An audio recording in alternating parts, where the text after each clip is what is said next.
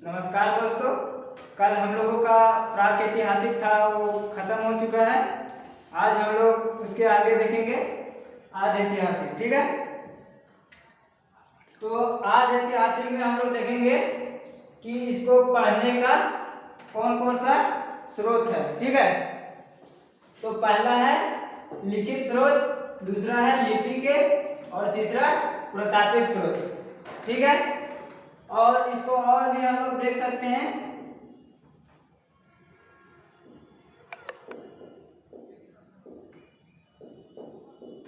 कांसा, मतलब कि इसमें मिला पुरातात्विक स्रोत, इसमें कांसा का ढेर था। ठीक है, उसके आधार पर भी हम लोग इसको अध्ययन कर सकते हैं। तो हम लोग देखेंगे कि आद ऐतिहासिक में लिखित परिमाण मिला था। ठीक है, लेकिन इसको पढ़ा नहीं गया था।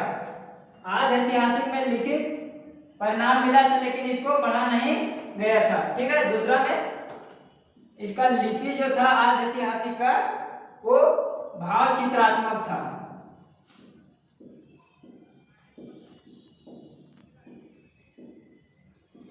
आद ऐतिहासिक का लिपि था वो भाव चित्रात्मक था, मतलब सिर्फ उसको कुछ समझ सकते थे, मतलब कुछ उतना साफ उतना क्लीन नहीं था। ठीक है, और उसके आगे देखेंगे पुरातात्विक स्रोत। तो पुरातात्विक स्रोत को हम लोग विस्तार से देखेंगे। ठीक है, और उसी में आ जाएगा कांसा, मतलब कि एक मिला हुआ साक्ष्य था इसी के अंतर्गत, पुरातात्विक स्रोत के अंतर्गत। तो हम लोग देखेंगे कि इसका बोले तो डिफिनेशन क्या हो जाएगा। आद ऐतिहासिक का इतिहास का वह कालखंड जिसमें लिखित परिणाम मिला था लेकिन उसको पढ़ा नहीं गया था। ठीक है, उसको क्या बोलेंगे, आद ऐतिहासिक। ठीक है, और इसको क्या बोल सकते हैं, सिंधु सभ्यता या हड़प्पा सभ्यता। ठीक है, तो सिंधु सभ्यता या हड़प्पा सभ्यता हम लोग इसे क्यों बोलेंगे। ठीक है, ये यहाँ क्वेश्चन मन में आप लोग को उठता होगा जरूर कि सिंधु सभ्यता आखिर आद ऐतिहासिक काल को क्यों बोलेंगे। ठीक है, तो जो सिंधु सभ्यता इसलिए बोलेंगे क्योंकि इसमें जो पुरातात्विक स्रोत जो साक्ष्य मिला था वो अधिकतर सिंधु नदी के अगल बगल ही मिला था। ठीक है, इसलिए इसे सिंधु सभ्यता कहेंगे। और हड़प्पा सभ्यता क्यों कहेंगे, क्योंकि जो सिंधु सभ्यता में जो पहला स्थान था, जो पहला स्थल जो खोजा गया था वह हड़प्पा था। ठीक है, इसलिए इसको हड़प्पा सभ्यता कहते हैं। और सिंधु सभ्यता इसको एक और नाम से जाना जाता है, सरस्वती सभ्यता। क्यों जाना जाता है, क्योंकि यह सिंधु नदी और सरस्वती नदी के अगल बगल जो स्थान थे वे खोजे गए थे या मिले थे। ठीक है, यहाँ तक क्लियर।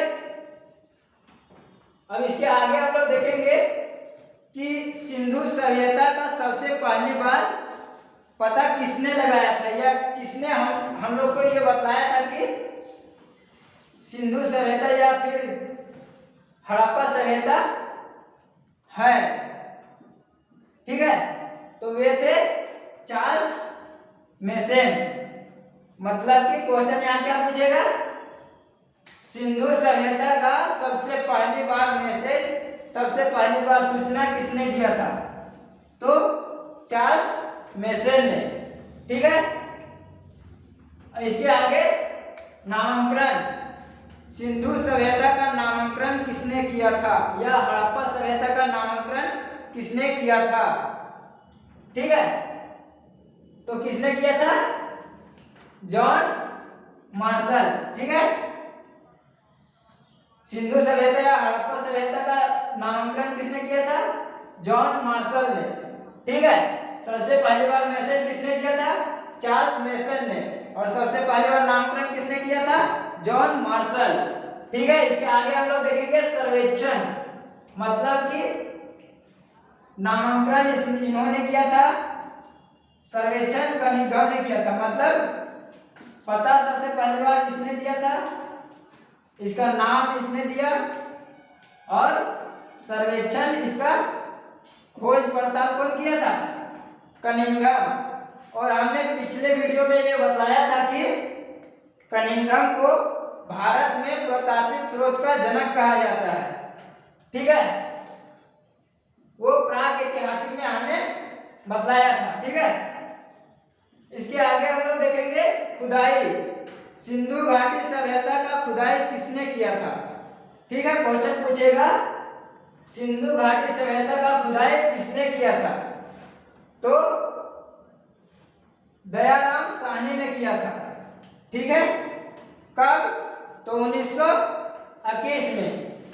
लेकिन यहाँ क्वेश्चन जब पूछेगा कि सिंधु घाटी सभ्यता का खुदाई किसने करवाया था, किसके द्वारा किया गया था, किसके द्वारा हो जाएगा? दयाराम साहनी। किसने करवाया था? जॉन मार्शल ने करवाया था, क्योंकि ये खुद तो कर नहीं सकते थे। ठीक है, तो दयाराम साहनी ने इसका खुदाई किया था। कब किया था? 1921 में। ठीक है, अब अगला क्वेश्चन है कि सिंधु सभ्यता में सबसे ज्यादा शहर कहाँ मिले थे? तो भारत के गुजरात में। ठीक है, यहाँ पर सबसे ज्यादा शहर गुजरात। हाँ, तो सबसे ज्यादा शहर भारत के गुजरात में मिला था। ठीक है, और सिंधु घाटी सभ्यता का अभी तक खुदाई जारी है। ठीक है, इसके आगे हम लोग देखेंगे सिंधु घाटी सभ्यता में जो स्थल मिला था उसका आकार किस प्रकार का था। तो हम लोग इसमें देख सकते हैं कि आकार किस प्रकार का था। ठीक है, तो त्रिभुजाकार। यहाँ देखिए, भारत में जम्मू कश्मीर में एक स्थान था मांडा। ठीक है, जम्मू कश्मीर में एक स्थान कौन सा था? मांडा, जो कि चिनाब नदी के तट पर स्थित था। ठीक है, ये सबसे सिंधु घाटी सभ्यता का सबसे उत्तरी स्थल था। ठीक है, ये दक्षिण हो गया, ये पूरब हो गया और ये पश्चिम हो गया। ठीक है, तो बोलेगा सिंधु घाटी सभ्यता का सबसे उत्तरी स्थल तो कहां पर है? जम्मू कश्मीर के मांडा में। ठीक है, कौन सा नदी के किनारे? चिनाब नदी के किनारे। ठीक है, बोलेगा सिंधु घाटी सभ्यता का सबसे दक्षिणी बिंदु कौन सा है या दक्षिणी स्थल कौन सा है? तो कहां पर है? महाराष्ट्र में देमाबाद। महाराष्ट्र में देमाबाद एक स्थल का नाम है जो कि हमारा सबसे दक्षिणी बिंदु या सबसे दक्षिणी स्थान है। किसका? सिंधु घाटी सभ्यता का।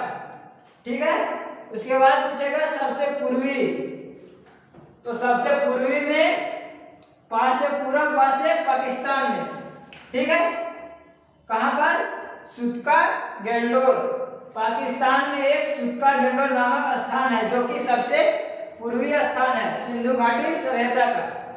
ठीक है, इसके आगे ये सिंधु घाटी नदी के किनारे है, तो दास्त नदी के किनारे। ठीक है, बोलेगा सॉरी पूर्वी नहीं, पश्चिमी है, इधर पूर्वी है। ठीक, ये पूर्वी है, ये पश्चिमी है। ठीक है, ये उत्तरी है, ये दक्षिणी है। यहाँ थोड़ा सा मिस्टेक हो गया था। तो सबसे पूर्वी स्थल कहाँ है? उत्तर प्रदेश के आलमगीरपुर में। कौन सा नदी के तट पर? हिंडन नदी के तट पर। बोलेगा सिंधु घाटी सभ्यता का सबसे पूर्वी स्थल कौन सा? आलमगीरपुर। सबसे उत्तरी मांडा, कहाँ पर? कश्मीर में। सबसे दक्षिणी कहाँ? महाराष्ट्र में देमाबाद। कौन सा नदी के किनारे? ब्राह्मणा या गोदावरी नदी के किनारे। ठीक है, सबसे पश्चिमी स्थान पाकिस्तान में। कौन सा? सुत्का गेंडोर। कौन सा नदी के किनारे? दास्त नदी के किनारे। ठीक है, यहाँ तक क्लियर? ठीक है। इसके आगे हम लोग देखेंगे तो बोलेगा सिंधु घाटी सभ्यता का जो स्थल मिले थे उसका आकार किस प्रकार का था। तो आकार इसका तीनों को मिला देने पर लगभग में त्रिभुजाकार आता है। ठीक है। इसके आगे हम लोग देखेंगे सिंधु सभ्यता के ईंटें जो वहां के मकान बने हुए थे, जो उसके ईंट का प्रयोग किया गया था वह किस प्रकार का ईंट था। तो पक्की ईंट था। स्वाभाविक सा है कि पक्की ईंट अगर नहीं रहता तो खुदाई के समय वे नहीं मिलते, क्योंकि कच्ची ईंट जो था वह मिट्टी के साथ विलीन हो जाता और उसका पता नहीं चल पाता। ठीक है। तो सिंधु सभ्यता के जो ईंटें थे वे पकी हुई ईंट थे। ठीक है। उसके आगे देखेंगे सिंधु घाटी सभ्यता किस प्रकार का था, नगरीय या ग्रामीण सभ्यता था। तो सिंधु घाटी सभ्यता जो था वह नगरीय सभ्यता था। अच्छा, किस आधार पर हम लोग कह सकते हैं कि वह नगरीय सभ्यता था या ग्रामीण सभ्यता था। तो सबसे पहला पॉइंट यह है कि सिंधु घाटी सभ्यता में जितने भी स्थल मिले थे या वहां के नाला थे वह चौड़े चौड़े थे। ठीक है। दूसरा में पक्की ईंट का प्रयोग हुआ था और उसके आगे हम लोग जान सकते हैं कि जो सिंधु घाटी सभ्यता था वह दुर्ग के द्वारा घिरा हुआ था या किलाबंदी किया हुआ था। ठीक है। जो यहां पर जैसे कि यहां पर घर हो गया। ठीक है। तो इसके चारों ओर किलाबंदी किया हुआ था, मतलब बाउंड्री किया हुआ था। ठीक है। आसान भाषा में हम लोग बोल सकते हैं उसको बाउंड्री किया हुआ था। और पहला में जो वहां के नाले थे वह चौड़े चौड़े थे। ठीक है। जो यह बतलाता था कि सिंधु घाटी सभ्यता एक नगरीय सूचक था। ठीक है। इसके आगे देखेंगे कि सिंधु घाटी सभ्यता में सबसे ज्यादा विकसित कौन सा स्थल था, मतलब इधर विकसित था, इधर विकसित था, इधर या इधर, सबसे ज्यादा विकसित किधर था। तो उत्तर इधर है और पश्चिम इधर है, तो क्या हो गया, इधर दोनों मिला के उत्तर पश्चिम। तो ये वाला भाग जो था वह सिंधु घाटी सभ्यता का ज्यादा विकसित था। अब ये विकसित क्यों था, सिंधु घाटी सभ्यता का उत्तर पश्चिम भाग जो था वह विकसित इसलिए था क्योंकि इधर से पहला तो सिंधु नदी जाती थी। ठीक है। तो किसी भी क्षेत्र का विकास उसके अर्थव्यवस्था पर निर्भर करता है। ठीक है। जितना मतलब कि अर्थव्यवस्था उसका विकसित होगा वह क्षेत्र उतना ही डेवलप होगा।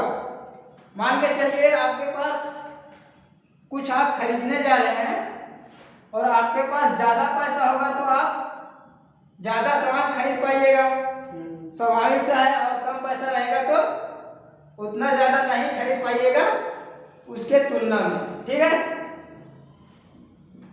तो इधर का विकसित इसलिए था क्योंकि पहला सिंधु नदी इसी पर मतलब इधर ही से जाती थी। जो सिंधु नदी थी वह इधर ही से होकर जाती थी।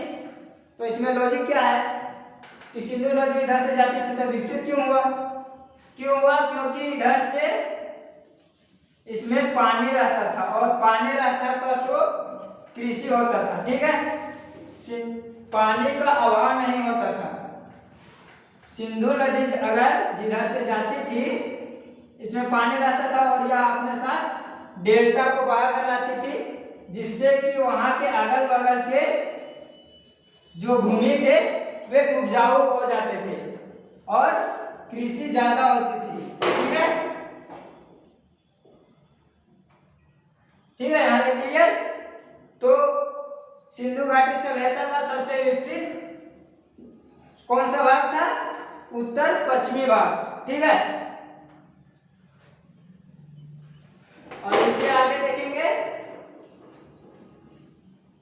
हम लोग इसका जो मतलब कि आगे देखेंगे आज ऐतिहासिक में सिंधु घाटी सभ्यता में कौन कौन सा स्थल मिला था। ठीक है।